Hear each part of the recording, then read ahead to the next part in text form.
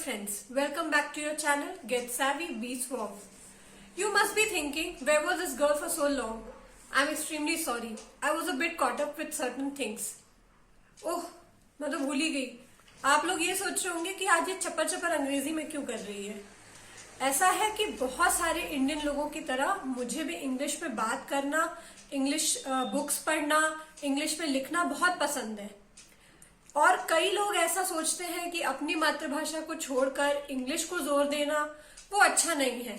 लेकिन मेरा मानना है कि इंग्लिश एक ऐसी लैंग्वेज है जो पूरे विश्व को जोड़ के रखती है और उसके अलावा हमें कॉम्पिटिटिव एज भी देती है.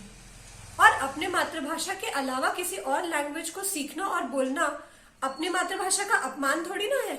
आप क्या कहते हैं? लेकिन इंग्लिश बोलने में कभी कभी हमारी उच्चारण गड़बड़ा जाती है और फिर सुनने में वो अच्छा नहीं लगता. जैसे कि कोई फॉरेनर आके अगर मेरे नाम को स्वाति की जगह स्वैटी बोले तो कितना बुरा लगेगा सुनने में और हंसी भी आ जाएगी.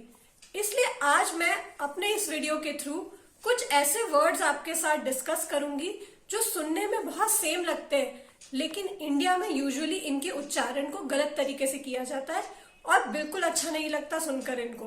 तो आइए देखते हैं क्या है वो वर्ड्स और क्या है उन वर्ड्स के बीच का हल्का सा अंतर.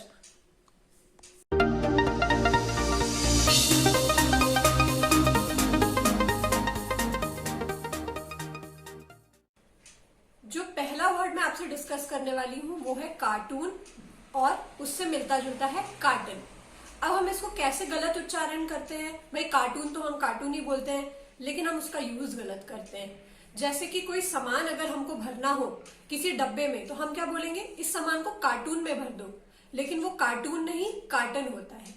कार्टून बच्चे देखते हैं और कार्टन होता है वो कार्डबोर्ड का बॉक्स या कोई भी एक ऐसा बॉक्स जिसमें हम किसी सामान को रखते हैं, उसको कार्टन बोला जाता है.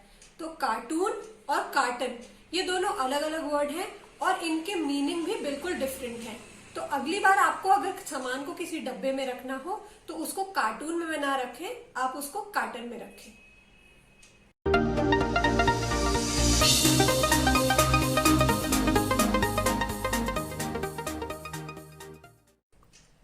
दूसरा वर्ड है कैन. कैन और केन ये दोनों वर्ड अलग अलग लिखे जाते हैं और इनका मीनिंग भी बिल्कुल अलग होता है.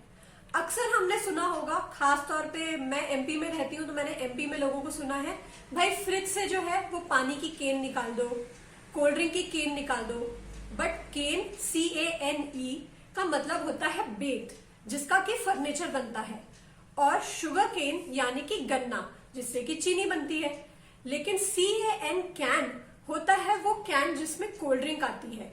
तो इसीलिए अगली बार फ्रिज से जब कोल्ड ड्रिंक आपको निकालनी हो तो वो कोल्ड ड्रिंक का कैन ही आप निकालें, कोल्ड ड्रिंक का केन नहीं.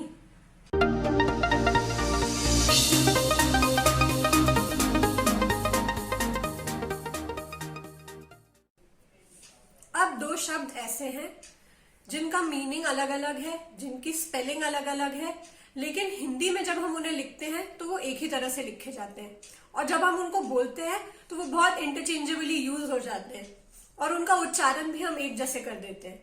जैसे कि एक्सेप्ट और एक्सेप्ट, इन दोनों में बहुत एक स्लाइट डिफरेंस है, लेकिन दोनों का मतलब बिल्कुल अलग है. एक्सेप्ट मतलब सिवाय, एक्सेप्ट दिस एक्सेप्ट दैट मतलब इसके सिवा उसके सिवा. और जब हम बोलते हैं एक्सेप्ट तो एक्सेप्ट का मतलब होता है किसी चीज को स्वीकार करना, उसे लेना, अपनी गलती को एक्सेप्ट करना, गिफ्ट को एक्सेप्ट करना.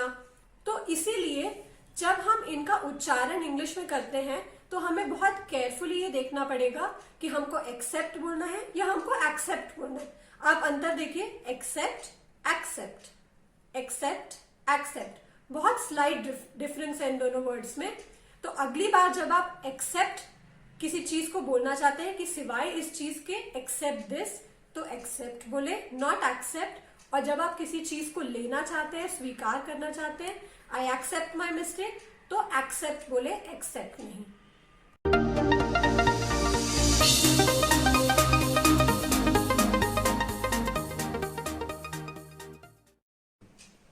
दो ऐसे शब्द जो सुनने में तो एक जैसे लगते हैं बट मतलब बिल्कुल अलग अलग है, इसलिए इन दोनों को प्लीज इंटरचेंज मत कीजिएगा. DESSERT मतलब कि डिजर्ट। डिजर्ट मतलब खाने के बाद जो हम मीठा खाते हैं। और DESERT मतलब कि डेजर्ट, रेगिस्तान। इसलिए जब आप किसी होटल में जाएं तो डेजर्ट मत खाइए, डिजर्ट खाइए।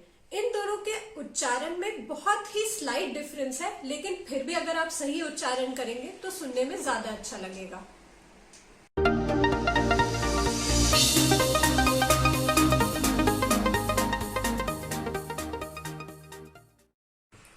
हमारा अगला वर्ड है कैरियर। अक्सर मैंने सुना है लोग पूछते हैं कि आपका कैरियर क्या है। उनके कहने का मतलब ये होता है कि आप क्या काम करते हैं, आपका ऑक्यूपेशन क्या है, क्या जॉब है आपकी। या बच्चे से बोलते हैं अच्छे से पढ़ो, कैरियर बनाना है। तो वो एक्चुअली कैरियर नहीं होता है, वो होता है करियर। करियर मतलब आपका जॉब, ऑक्यूपेशन, जो काम आप करते हैं। और कैरियर, कैरियर का मतलब होता है एक ऐसा व्यक्ति जो किसी सामान को एक जगह से दूसरी जगह ले जाए, या फिर कोई ऐसी चीज जिसपे हम सामान को रख के एक जगह से दूसरी जगह ले जाते हैं। जैसे कि साइकिल पे एक पीछे आपने देखा होगा कि एक जगह बनी रहती है जिसपे सामान रख के उसको ले जाया जाता है, तो उसको हम साइकिल का कैरियर भी बोलते हैं, जो इंडियन कॉन्टेक्स्ट में मैं आपको बता रही हूँ। तो आप जब किसी के जॉब या ऑक्यूपेशन की बात करें तो उसको कैरियर मत बोले कि आप अपनी पढ़ाई अच्छे से करिए बेटा, क्योंकि आपको अपनी कैरियर को बनाना है। It's career, not career.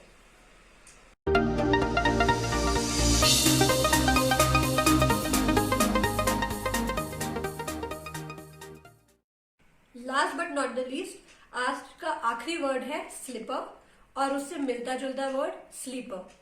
Sleeper एक ऐसी चीज है जो बचपन में हमने पहनी कम है और खाई ज्यादा है।